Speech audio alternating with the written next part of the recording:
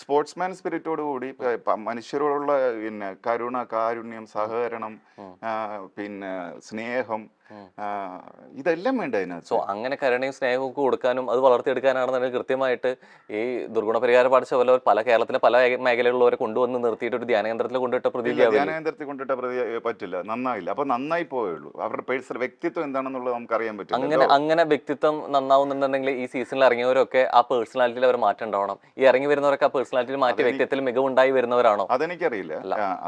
അല്ലല്ലോ, ഒരിക്കൽ പോലും എന്നുള്ള രീതിയിൽ. കാരണം മറ്റൊരാളുടെ സാധനം ഞാൻ എങ്ങനെ അവർക്ക് മാറ്റം ഉണ്ടായെന്ന് ഞാൻ എങ്ങനെ പറയും?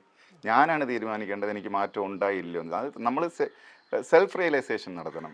മനസ്സിലായി? ഇപ്പൊ എനിക്ക് മാറ്റം ഉണ്ടായിട്ടുണ്ട്, മനസ്സിലായി. കുറെ ദിവസം അങ്ങനെ നിന്നപ്പോൾ എന്തായിരുന്നു ഡിഫറൻസ്? എനിക്കുണ്ടായ മാറ്റം, ഞാൻ മുമ്പ് ഭയങ്കര പിന്നെ സോഷ്യൽ മീഡിയയിലൊക്കെ കിടന്ന് ഭയങ്കര അലമ്പലം പോയിരുന്നു. അത് വേണ്ട എന്നുള്ളതിലേക്ക് വന്നു. പിന്നെ ഒന്ന് പറഞ്ഞ് രണ്ടാമത്തേന് അടി ഉണ്ടാക്കുമായിരുന്നു. അതൊക്കെ മാറി. സോ ആ ഷോയെ കുറിച്ചിട്ട് അടുത്തൊരു സെഗ്മെന്റിലോട്ട് നമ്മൾ പോവാണ്, പറയാതെ വയ്യ എന്നുള്ളത്. ചില സ്റ്റേറ്റ്മെന്റ്സ് പറയും. സോ അത് കേൾക്കുന്ന സമയത്ത് സൗമൻ തോന്നുകയാണ് ഇതിനെക്കുറിച്ച് ഇങ്ങനെ പറയാതെ വയ്യ എന്ന് തോന്നുന്ന കാര്യങ്ങൾ ഓപ്പണായിട്ട് പറയാം. Ready? So first statement, big ബോസിനെ സാബുമോനെ ആയിരുന്നില്ല, സാബുമോനെ ബിഗ് ബോസിനെ ആയിരുന്നു ആവശ്യം. തെറ്റ്. ബിഗ് ബോസിന് തന്നെയായിരുന്നു ആവശ്യം. എനിക്കെന്തിന് ബിഗ് ബോസിന് ആവശ്യം? എനിക്ക് ആ ഗെയിം കാണണം, പഠിക്കണം എന്നുണ്ടായിരുന്നു. എങ്ങനെ ഇത് വർക്ക് ചെയ്യുന്നു, ഇതിന്റെ ടെക്നിക്കാലിറ്റി എങ്ങനെയാണ്. എന്നിട്ട് ഞാൻ അവിടെ നിന്ന് പ്രഡിക്റ്റ് ചെയ്യായിരുന്നു, ഇത് വെച്ചിട്ടുണ്ടെങ്കിൽ ഇത്രയും ക്യാമറ ആണ്, ഈ ക്യാമറയുടെ PCR കണക്ഷൻ ഇങ്ങനെയായിരിക്കും, അവിടുത്തെ ഇൻഫ്രാസ്ട്രക്ചർ ഇങ്ങനെയായിരിക്കും എന്നൊക്കെ ഇരുന്ന് അത് അറിയണം എന്നുള്ളത് ശരിക്കും ഒരു ആവശ്യം തന്നെയല്ലേ? അത് പഠിക്കാൻ കിട്ടുന്ന അവസരം അല്ലേ? ബിഗ് ബോസ്, ഞാൻ ഈ ബിഗ് ബോസിനെ പുറത്തു നിന്ന് പിന്നീട് പോയി നോക്കിയിട്ടുണ്ട്. എന്നെ വേറൊരു ഇൻഡക്ഷന് വേണ്ടിയിട്ട് അവര് സെക്കൻഡ് സീസണിൽ കൊണ്ടുപോയപ്പോ, സെക്കൻഡ് സീസണിലോ തേർഡ് സീസണിൽ കൊണ്ടുപോയി ക്രൂവിന് ഒരു ഇൻഡക്ഷൻ സംഭവമൊക്കെ ആയിട്ട്. അപ്പൊ ഞാൻ പുറത്ത് നടന്ന് ഇത് എങ്ങനെയാണ്, എന്താണ്, എന്തെല്ലാം സെറ്റ് സാധനം എല്ലാം നോക്കി കണ്ടു. ഒരു വിലയിരുത്തല്ല, നമുക്ക് കാണാൻ പറ്റുന്ന, പഠിക്കാൻ പറ്റുന്ന ഒരു സംഭവമാണത്. ഭയങ്കര വലിയ സെറ്റപ്പ് അല്ലേ? അടുത്ത സ്റ്റേറ്റ്മെന്റിലോട്ട് പോവാണ്. ബിഗ് ബോസ് മലയാളം സീസൺ 6 ഒരു രാജാവിലേക്കോ രാജ്ഞിയിലേക്കോ ഒതുങ്ങാതെ ന്യൂട്രലായി മുന്നോട്ട് പോകാൻ ഷോയുടെ ക്രൂ നന്നായി ശ്രമിച്ചിട്ടുണ്ട്. പലപ്പോഴും ഷോ കുറച്ച് ദിവസം കഴിയുമ്പോൾ ഒരു 40-50 ഡേയ്സ് കഴിയുമ്പോഴേക്കും ഈ പ്രിഡിക്റ്റ് ചെയ്ത് തുടങ്ങും അല്ലെ? സോ ഇത് ആക്ച്വലി ഈ ക്വസ്റ്റ്യൻ എനിക്ക് ഉത്തരം പറയാൻ പറ്റില്ല. കാര്യം ഞാൻ റെഗുലർലി വാച്ച് ചെയ്തിരുന്നെങ്കിൽ മാത്രമേ എനിക്കിത് പറയാൻ പറ്റൂ. കാരണം കണ്ടന്റ് ഞാൻ കണ്ടിട്ടില്ല. അതുകൊണ്ട് ഈ ക്വസ്റ്റ്യൻ എവിടേക്കോ ഈ സീസൺ അൺപ്രഡിക്റ്റബിൾ ആയി പോകുന്നു എന്ന് തോന്നുന്നുണ്ട്. അല്ലെങ്കിൽ മുൻ സീസണിൽ എവിടേക്കോ ഈ പ്രഡിക്ഷനിലേക്ക് കാര്യമായിട്ട് പറഞ്ഞിരുന്നില്ലേ, ഈ ഒരു വ്യക്തിയിലേക്കോ അല്ലെ? അങ്ങനെ എവിടേക്കോ ഒരു പ്രഡിക്ഷൻ ഉണ്ടായിരുന്നില്ലേ? അത് ഓരോരുത്തരുടെ ഫാൻ ഫോളോയിങ് സംഭവം കാണുമ്പോഴത്തേക്ക് ഇന്നാള് ജയിക്കും എന്നൊക്കെ തോന്നാം. ഇപ്രാവശ്യം പിന്നെ ഈ പ്രഡിക്ഷന്റെ കാര്യത്തിൽ ഇപ്രാവശ്യം അങ്ങനെ ഒരു നല്ലൊരു പേഴ്സണാലിറ്റി എന്നൊന്നും ആരെയും അങ്ങനെ പറയാനില്ല, തോന്നിയില്ല. ഒരു ഗെയിമർ എന്നുള്ള രീതിയിൽ പറയാൻ തോന്നുന്നവര് ഇല്ല. ചുമ്മാ ഇടന്ന് അടി ഉണ്ടാകുകയാണ് ഗെയിം. അതുമില്ല. അതിനകത്തൊരു ബുദ്ധിയുടെയോ ഇതിന്റെയൊക്കെ ഒരു എന്താ പറയുന്നത് സ്ഫുരണങ്ങൾ പോലും അങ്ങനെ കാണുന്നില്ല. ഞാൻ കണ്ടിടത്തോളം വെച്ചിട്ട് കണ്ടില്ല. ഇനിയിപ്പൊ ഞാൻ കാണാത്ത സമയത്തൊക്കെ നടക്കുന്ന കാര്യങ്ങൾ എനിക്ക് അറിയില്ല. ശരിക്കും ഇത് തന്നെയാണോ ഓരോ സീസൺ കഴിയും തോറും? ഇപ്പൊ ഫസ്റ്റ് സീസണിൽ കുറെ ഏറെ പരിചിതമായിട്ടുള്ള മുഖങ്ങളും വ്യക്തിത്വങ്ങളായിരുന്നു. ആരും പോകാൻ തയ്യാറായില്ല എന്നുള്ളത്. അത് എന്താ അതിന്റെ ഒരു കാരണം? തുടക്കത്തിലെ കണ്ട സീസണിന്റെ അത്രത്തോളം പ്രഭാവം പിന്നീട് കാണാൻ എന്താ വിഷയം എന്ന് പറഞ്ഞു കഴിഞ്ഞാൽ, ഇപ്പൊ ഇൻഡസ്ട്രിക്കകത്തുള്ള ഒരു ആരും പോകാൻ തയ്യാറാകുന്നില്ല. കാര്യം ഇവരുടെ ഇമേജിനെ എങ്ങനെ ഇത് ബാധിക്കും എന്നുള്ളൊരു മാറ്ററാണ്. ശരിക്കും നെഗറ്റീവ് ഷെയ്ഡ് വരുമോ? നെഗറ്റീവും പോസിറ്റീവും വരാം. ഇല്ലേ? കാരണം അങ്ങനെയാണെന്നുണ്ടെങ്കിൽ ഏറ്റവും വലിയ ഉദാഹരണമാണ് സാബു എന്ന വ്യക്തി. അത്രയും നെഗറ്റീവ് ഷെയ്ഡിൽ പോയി കഴിഞ്ഞിട്ട് പിന്നീട് അത്രയും പോസിറ്റീവായിട്ട് വന്ന ഒരാളാണ് അല്ലെ? പഠിക്കാൻ പോയ ഒരാളാണെങ്കിലും അവിടെ വന്ന് കളി കണ്ട് അതിനനുസരിച്ച് പോയ ഒരാളാണ് അല്ലെ? ശരിക്കും അപ്പൊ ഇതിന് രണ്ട് വശങ്ങളുണ്ട്. ആവണം. മനസ്സിലായി? ഇപ്പൊ എനിക്ക് നഷ്ടപ്പെട്ടു പോകാൻ വേണ്ടി ഞാൻ ബിൽഡ് ചെയ്ത് വെച്ച ഇമേജ് ഒന്നുമില്ല. ഞാൻ വളരെ അത് അപ്പോഴും അല്ല ഇപ്പോഴും അല്ല. മനസ്സിലായി? അപ്പം ഇമേജ് കോൺഷ്യസ് ആയിട്ടുള്ളവരെ സംബന്ധിച്ച് ചങ്കിടിക്കും. പിന്നെ ഉള്ളത് അവസരത്തിന് വേണ്ടി ഈ പറഞ്ഞ പോലെ അവർക്ക് കിട്ടുന്നൊരു ചാൻസ് ആണ്. ഞാൻ അങ്ങനെ ചാൻസ് ഹണ്ട് ചെയ്ത് നടക്കുന്ന ഒരാളല്ല. ഞാൻ വരുന്ന സാധനങ്ങൾ ഗൗരവമായിട്ട് ചെയ്തു മാറുന്ന ഒരാളാണ്. ഞാൻ അങ്ങനെ ഈഗർലി ചാൻസ് ചോദിച്ച് ടെലിവിഷനിലോ സിനിമയിലോ വരണം എന്ന് പറഞ്ഞ് നടക്കുന്ന ആളല്ല. ഓക്കെ, അടുത്ത സ്റ്റേറ്റ്മെന്റിലോട്ട് പോവാണ്. ജാസ്മിൻ എന്ന മത്സരാർത്ഥിയുടെ ഗെയിം സ്ട്രാറ്റജി കാണുമ്പോൾ അവർ കൃത്യമായിട്ട് പ്ലാൻ ചെയ്തിട്ടാണ് ഷോയിൽ എന്നത് വ്യക്തമാണ്. അറിയില്ല, അത് നേരത്തെ പറഞ്ഞ പോലെ ഈ ഞാനിത് കണ്ടിന്യൂസ് കണ്ടിട്ടുള്ള ഒരാളാണെങ്കിൽ അവർക്കൊരു സ്ട്രാറ്റജി ഉണ്ടോ, അല്ലെങ്കിൽ അവരുടെ ഗെയിം എന്താണ് എന്നൊക്കെ ജഡ്ജ് ചെയ്യും. അവിടെ പോയി സംസാരിച്ചാലും അതിനൊപ്പം എന്നുള്ള രീതിയിലേക്ക് നിൽക്കുമ്പോഴും എന്ത് തോന്നുന്നു? ഓരോ മത്സരാർത്ഥി എവിടേക്കോ ഒബ്സർവ് ചെയ്യാൻ ഇത്ര കപ്പാസിറ്റി ഉള്ള ഒരാളല്ലേ? അപ്പോൾ അത്തരത്തിൽ ഒബ്സർവ് ചെയ്തിരുന്നു മത്സരാർത്ഥികളെ? അങ്ങനെ ഒബ്സർവ് ചെയ്യില്ല. പക്ഷെ എനിക്ക് അവിടെ ചെന്ന് ഞാൻ പറഞ്ഞില്ല, എൻ്റെ അടുത്ത് കൂടുതൽ വന്നിരുന്ന് സംസാരിച്ചതും അതിനകത്ത് നടന്നിട്ടുള്ള കഥകൾ, അതായത് അതെല്ലാം ഒന്നും പുറത്തുനിന്ന് കേട്ടൊന്നും ഞാൻ ടി വിയിൽ കണ്ടില്ല.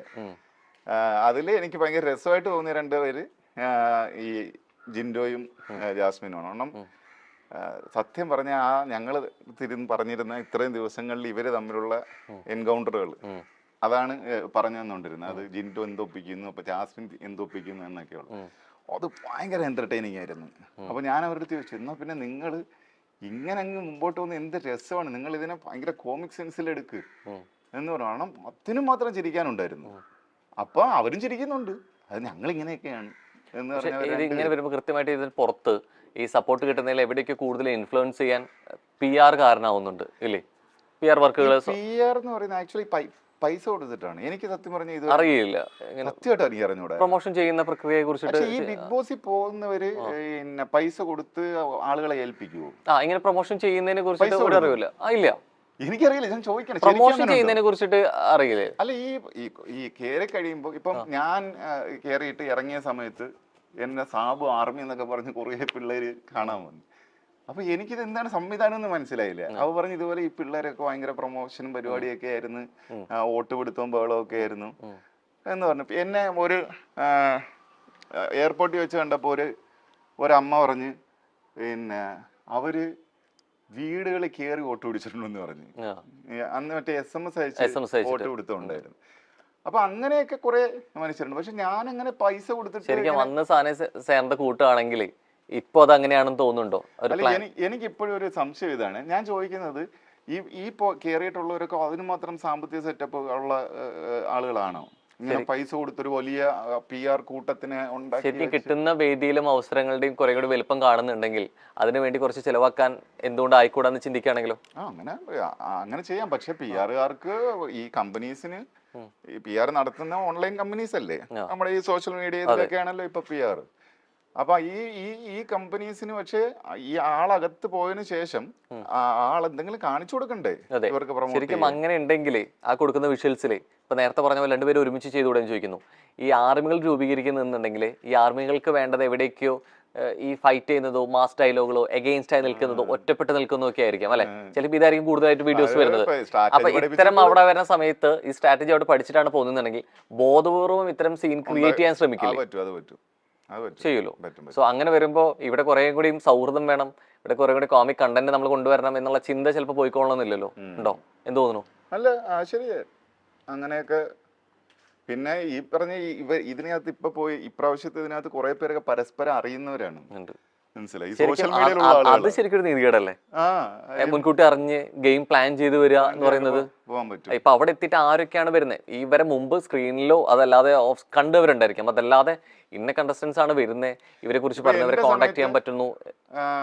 അനൂപ് എന്റെ ഫ്രണ്ടായിരുന്നു. ഫ്രണ്ട് വെച്ച് ഞങ്ങൾ ഒരുമിച്ച് നാടകം കളിച്ച് യൂത്ത് ഫെസ്റ്റിവലുകളിലും ഡ്രാമ ഫെസ്റ്റിവലുകളിലൊക്കെ പങ്കെടുത്തിട്ടുള്ളവരായിരുന്നു.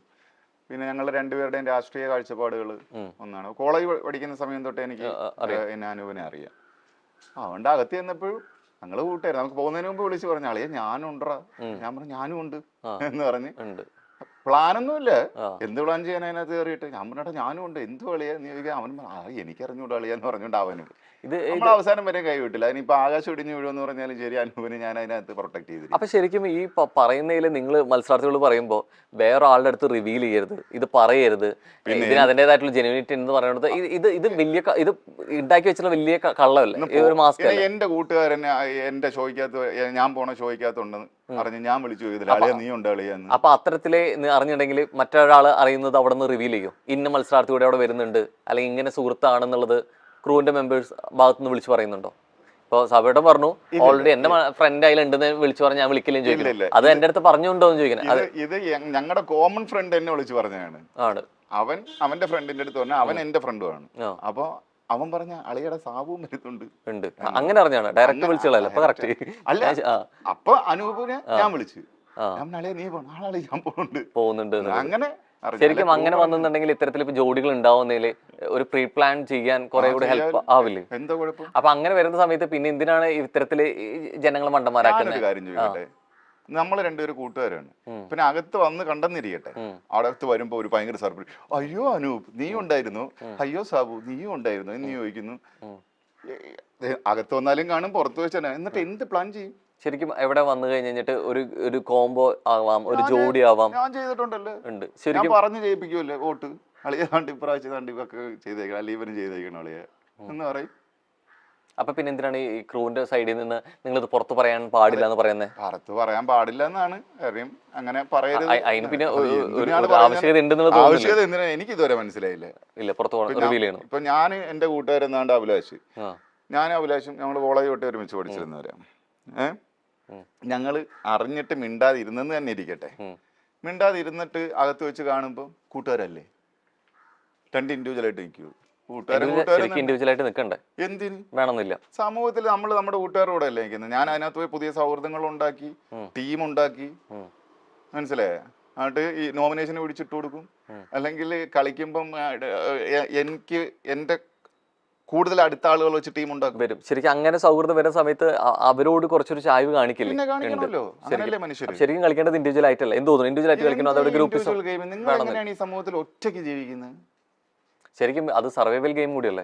അതെ, സർവൈവൽ ഒറ്റയ്ക്കാണ്. അല്ലല്ല, സർവൈവൽ ഒറ്റയ്ക്കല്ല. ഞാൻ എന്റെ പോയിന്റ് ഓഫ് വ്യൂല് സർവൈവൽ ഒറ്റയ്ക്കല്ല. നമ്മുടെ കൂടെ ആളുണ്ടെന്നുണ്ടെങ്കിൽ അവൻ എന്നെ പിടിച്ചു തരണം, ഞാൻ അവനെ പിടിച്ചു തരണം. പക്ഷെ ഒരുമിച്ച് പിടിച്ച് കയറി പോകാൻ പറ്റില്ലല്ലോ. കാരണം ഫൈനൽ ചെയ്ത് ഒരാളിലേക്കല്ലേ. നമ്മളല്ലല്ലോ ജഡ്ജ് ചെയ്യുന്നത്, പുറത്തിരിക്കുന്ന ജനങ്ങളല്ലേ. Let them judge. അങ്ങനെ ജനങ്ങളുടെ വിധി അത് ന്യായമാണ്, വോട്ടിംഗ് ശരിയാണെന്ന് വിശ്വസിക്കുന്നു. എന്താ അറിയില്ല, ഞാൻ ജയിച്ചു. എന്നെ ഇഷ്ടപ്പെട്ടവർക്ക് ഞാൻ എന്റെ കൂടെയുള്ള ആരെയും കൈവിടൂലായിരുന്നു. ഞാൻ എന്നിട്ട് രസകരൻ ലാസ്റ്റ് അനൂപിനെ എനിക്ക് സേവ് ചെയ്യായിരുന്നു. ഞാൻ അവൻ്റെ അടുത്ത് ചോദിച്ചു രാത്രി, അല്ലെ നിന്നെ എൻ്റെ സേവ് ചെയ്യാനുള്ള പവർ ഉണ്ടായിരുന്നു. ഞാൻ ചേട്ടാ നിനക്ക് വേണമെന്ന് ചോദിച്ചു. അപ്പം വേണ്ട അളിയാ, എനിക്ക് വയ്യ. അങ്ങനെ 7 ദിവസമൊക്കെ കഴിഞ്ഞു. അല്ല ഞാൻ പോണളിയാ, എനിക്ക് വയ്യ, നീ എന്നെ സേവ് ചെയ്യരുത് എന്ന് പറയും. ശരി, അടുത്ത ആളെ സേവ് ചെയ്തു. യെസ്. ആൻഡ് ഇത്തവണത്തെ Bigg Boss grand finale cup നേടുമെന്ന് പ്രവചിക്കാൻ പറ്റാത്തൊരവസ്ഥയിലാണ് എത്തി നിൽക്കുന്നത്. ആണ്, അങ്ങനെ തന്നെയാണ് അല്ലേ? എന്ത് തോന്നുന്നു? പ്രവചനം മൈൻഡിൽ വരുന്നുണ്ടോ ആരെങ്കിലും ഒക്കെ മുഖം?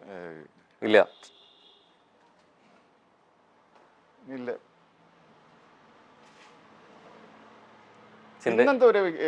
ഇപ്പോഴൊരു എവിക്ഷൻ നടന്നില്ലേ? മിഡ് വീക്ക് എവിക്ഷൻ ഇന്നൊക്കെയാണ് വരുന്നത്. ആൻഡ് ബിഗ് ബോസ് മലയാളത്തിന് എത്ര വിന്നേഴ്സ് വന്നാലും സാബുമോൻ തന്നെയാണ് യഥാർത്ഥ BB കിങ് എന്ന് ഞാൻ പറയുന്നതിൽ എന്ത് അരോചകമായിട്ടുള്ള അങ്ങനെ ഒരു സ്റ്റേറ്റ്മെന്റ് പറയുന്നു. അതിനോട് എന്താണ് അഭിപ്രായം എന്നാണ് ചോദ്യം. അതിന് ഞാൻ റെസ്പോണ്ട് ചെയ്യുമല്ലോ.